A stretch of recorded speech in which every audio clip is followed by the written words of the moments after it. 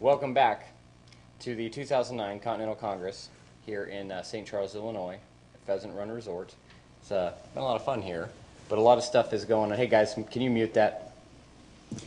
We'll do it live! And so we're having a good time here, but at least I am. When I watch you guys, and I know you're under a lot of stress, and I know there's a lot of tension. Apparently one guy just got so fed up he just ripped his stuff up and threw it on the floor last night. I mean, it can't be easy. Oh no, it's not easy. You know, people got a lot of stuff on their shoulders. Some people, I think, are getting frustrated with some of their, issues that are really near and dear to them, and that's good. You know, we should be passionate about things. If it's important, you ought to be passionate about it. And then, almost everybody here came here under just tremendous pressure from the people back at home to bring something back. You know, I mean, we all know in our gut what's going on, and we all see this horrible storm, you know, culminating around us. And people are asking for some direction and for some leadership and for some solutions that they can do, because they've figured out that voting doesn't work. They've figured out that sending letters to your congressman doesn't work. And they're grasping for what's the next option. And you know what that next option really is? No, but I'm sure you'll tell me.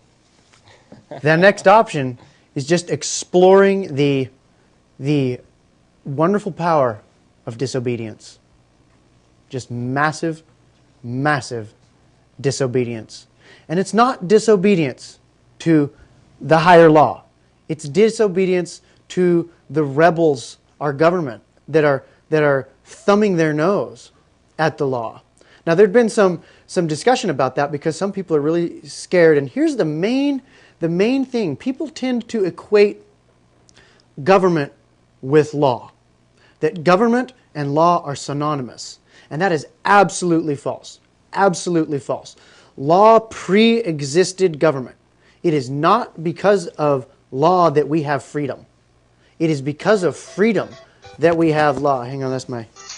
You can tell what generation I'm from when my phone rings there. Awesome. Nintendo songs come Actually, on. I think that the arcade around, I think I've been hearing that as I walk by. So. All right, so people think that government and law are synonymous, and that is not the case. And like I was saying, it is not because of freedom, it is not because of law that we have freedom.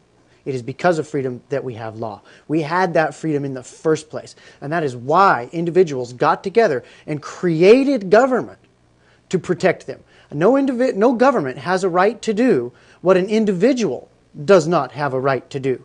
Because all of us collectively cannot muster some sort of different moral code to be held to us as a body. Law is force, pure and simple. And the only time that the use of force is appropriate is in self-defense. Now, we as individuals can get together and delegate that force, that self-defense, that defensive force, to a government for the purpose of protecting our liberties. But it is totally irrational to think that we as individuals can delegate to a government something that we ourselves do not have, which is the right to arbitrarily aggress those that we choose. And that is what our government is doing. And they're not stopping. And they're not stopping. And they're backing people into a corner. And nobody wants a fight. People are just peaceful by nature. You know, nobody wants a fight. We would rather put up with it than have a fight. But when you get continually just cornered into this and there's no way out, you kind of get left with one distasteful option. You can take the nicest dog in the world, and if you just keep being mean and scaring it and pushing it into a corner, it's probably going to bite you. Yeah, if you tax us under the table, don't be surprised when we bite your balls. That's the truth of it. I love this guy. I mean, the lines and the anecdotes you come up with are just classics. I mean, they really are. They say it all in just one sentence. Great. Well, then here's one I was thinking about. You know, the guy got up there and he was reading from Samuel, and he was talking about the people were asking for a king, and God said, "No, you don't want a king." He said, "You don't want a big government." He said, "They'll take your sons and appoint them to his chariots. They'll take your daughters and he'll make them bakers. He'll take your vineyards away from you, and you will lose your farms and you'll lose your ass." Right out of the Bible. Literally. If you want a big government, you're going to lose your ass. I mean, it's right in there. It just doesn't mince words.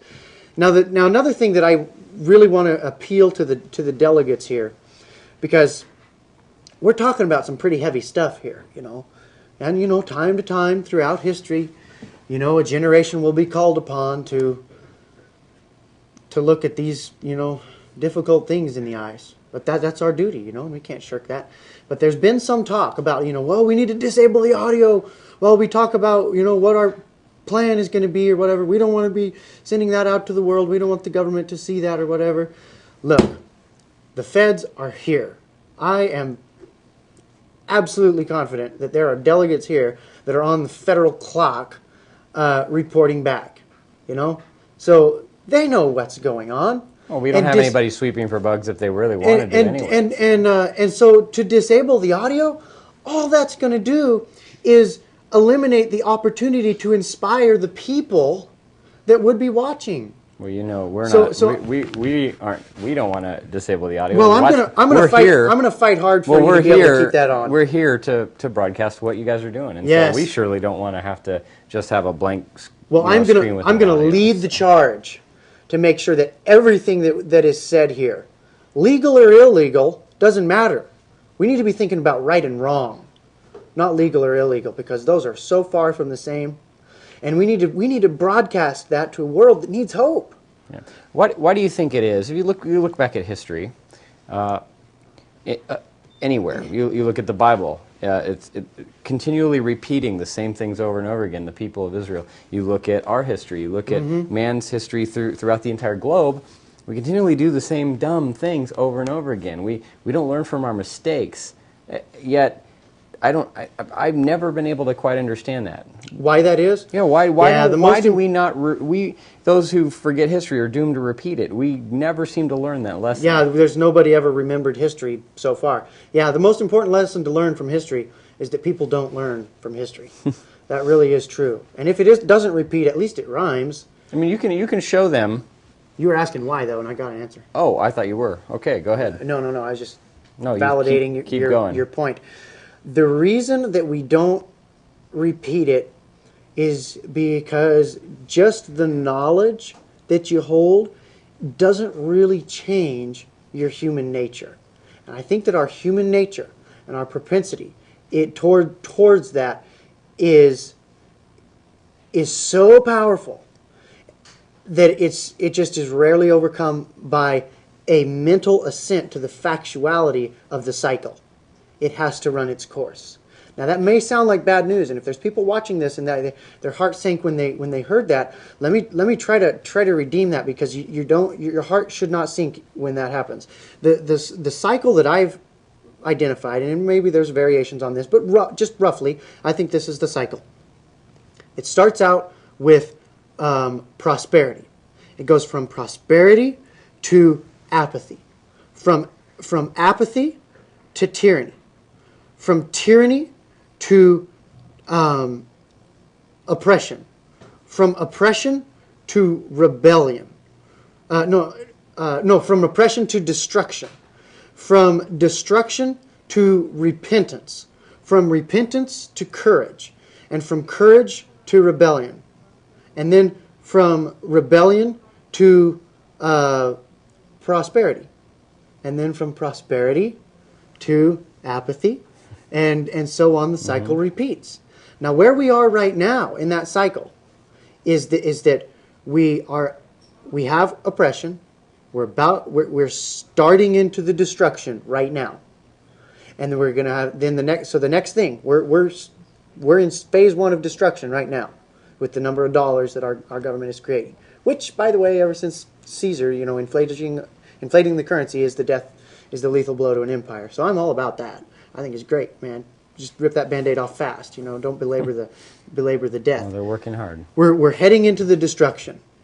The next thing is going to be repentance, and that is going to be repenting from the values that have defined America for the past 60 years, which is personal peace and affluency. Let me elaborate on those very briefly. Personal peace means that I do not want to be bothered. I don't want anyone to encroach into my zone of comfort. I want to remain undisturbed, and I don't care what that means for my children or my children's children.